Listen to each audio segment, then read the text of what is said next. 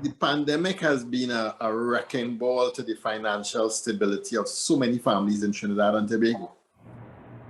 I wanted to consider its impact on the breadwinners, with businesses closed for 3 months, 3 times.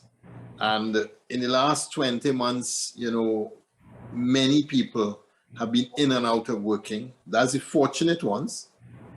And then many people just don't have work because where they were working, where they were employed, no longer is open, and therefore they no longer have any jobs.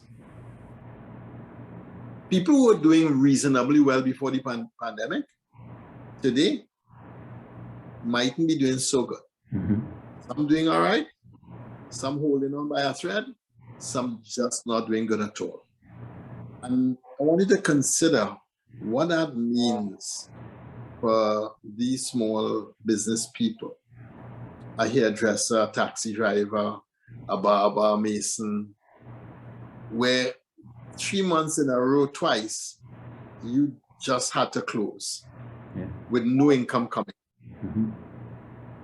You still have the same mortgage to pay, you still have the same loans to pay, you still have the same feeding of your family, you still have all of the drama, but you don't have income coming. That's a serious business.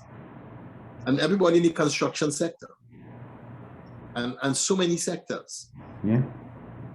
These people had no income so many times. Most will be able to pick up their lives in some form or fashion after they've spent whatever savings they've had. When you consider that savings went from 12 billion down to about 5 billion in the first 6 months this year. Yeah. So it means that a lot of people were tearing through savings, Mm-hmm. just to keep going. Yeah. Well, most of them, had put aside for a rainy day. Some didn't. Now I want you to consider those working in business that have closed permanently. No wage, no employment, no hope. They're out of work with a little chance of getting a job in this environment for the next little while. Some are scraping by odd jobs and doing all kinds of things.